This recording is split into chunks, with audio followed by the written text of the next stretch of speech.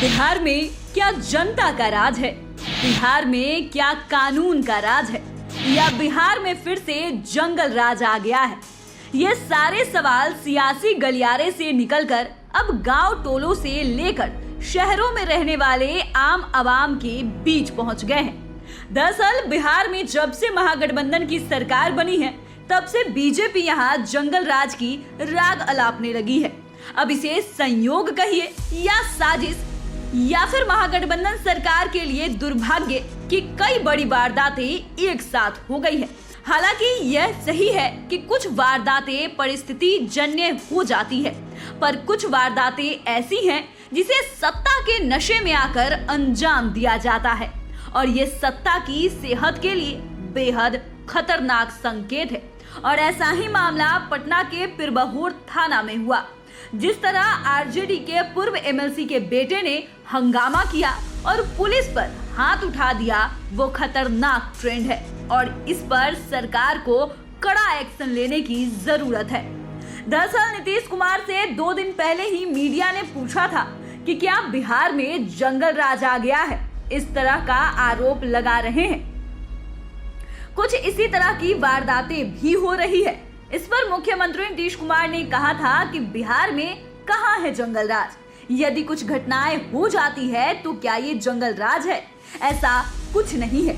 बिहार में तो जनता का राज है। मुख्यमंत्री नीतीश कुमार ने 2 दिन पहले जंगल राज के सवाल पर क्या कुछ बोले, पहले आप वो सुन लीजिए। अच्छा, एक बात जरा बताइए, कहाँ जंगल राज आया है? कौन जगह हो रहा है? यहाँ पर कहीं कोई घटना घट गई तो आप जरा बता दीजिए। तो इस दुनिया में कोई देश है, इस देश में कोई राज्य है जहाँ पर कोई झंझट आपस में नहीं करता है? जंगल राज चल रहा है, जनता राज चल रहा है, समझ गए ना? तो आपने सुना कि पत्रकारों ने जब ये सवाल पूछा कि आपके तेजस्वी यादव के साथ आने से बिहार में जंगल राज आने का आरोप बीजेपी वाले लगा रहे हैं, इसी पर मुख्यमंत्री नीतीश कुमार ने साफ कह दिया कि ये सब मनगढ़ंत बात है और बीजेपी वालों को कुछ बोलना है। लेकिन जब सही में क्राइम का ट्रेंड बढ़ेगा तो बेशक बीजेपी ही नहीं, आम लोग भी सवाल करेंगे। फिर सरकार को जवाब देना मुश्किल हो जाएगा। दरअसल बिहार के कई जिलों में अपराध हो रहे हैं। ये अपराध एनडीए की सरकार में हो रहे थे और आज जब महागठबंधन की सरकार है तो भी ये रुका नहीं है।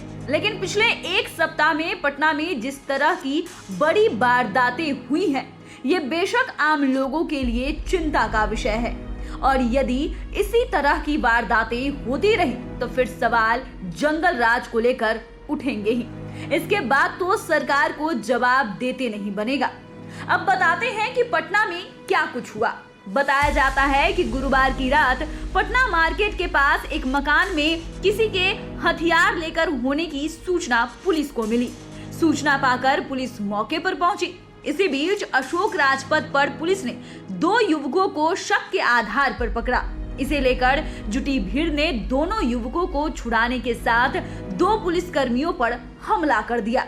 इसमें 2 पुलिसकर्मी जख्मी हो गए। पकड़े गए युवकों में एक स्थानीय दुकानदार सरफराज था। उसकी गिरफ्तारी से नाराज वार्ड नंबर 40 के पार्षद असफर अहमद ने शुक्रवार की रात थाने में घुसकर हंगामा किया। पार्षद असफर पर डीएसपी और थानेदार से धक्का मुक्की करने का आरोप है। मामले में देर रात वार्ड पार्षद को भी गिरफ्तार कर लिया गया। गिरफ्तार असफर के पिता अनवर अहमद आरजेडी के पूर्व एमएलसी है। वे आरजेडी के कार्यकाल में मंत्री बने थे। ये मामला तुल पकड़ लिया है और अब इसे लेकर एक बार फिर बीजेपी सरकार पर हमलावर हो गई है। इसके 2 दिन पहले ही खनन विभाग के अधिकारी को धमकी देने का मामला सामने आया था। मामले में बताया गया कि 7 सितंबर यानी कि बुधवार को पटना के सगुना मोड़ पर अभियान चला रहे खनन विभाग के अधिकारियों ने कई ओवरलोड बालू से भरे ट्रक को जब्त किया था और उसे दानापुर थाने में लगवा दिया। इसके बाद दर्जनों असामाजिक तत्व खनन विभाग पहुंचे और फाइन कम करने की मांग करने लगे। साथ ही खनन विभाग में रखे फाइन के कागजात को भी फाड़ दिया।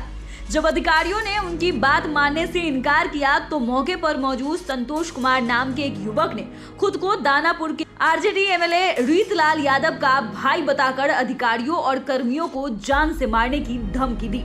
हंगामा की सूचना मिलने पर कोतवाली थाने की पुलिस मौके पर पहुंची और खनन कार्यालय के कर्मियों के लिखित बयान पर प्राथमिकी दर्ज करते हुए छानबीन शुरू की।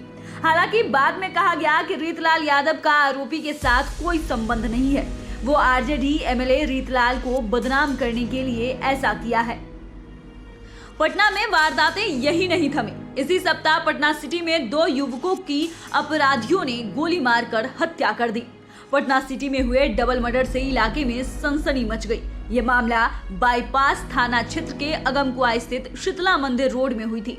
मंगलवार की रात लगभग 9 बजे अपराधियों ने स्कूटी सवार 2 युवकों की गोली मारकर हत्या कर दी थी। मृतकों की पहचान चंदन कुमार और गोलू उर्फ सौरभ के रूप में हुई थी।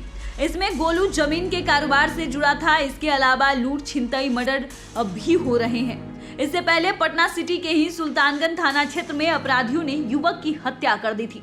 मृतक की पहचान शहगंज के मोहम्मदपुर निवासी मोहम्मद मुन्ना के रूप में की गई थी। यहाँ पर हमने पूरे बिहार का आंकड़ा नहीं दिया है, जबकि जिलों में भी घटनाएं हो रही है।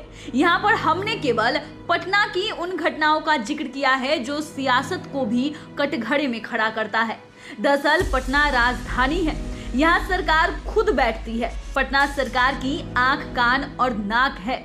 पटना पूरे बिहार का आईना होता है। पटना से ही पूरे बिहार में हवा फैलती है और यह हवा यदि जहरीली हो गई तो फिर कटघरे में सरकार को आने से कोई नहीं बचा सकता है।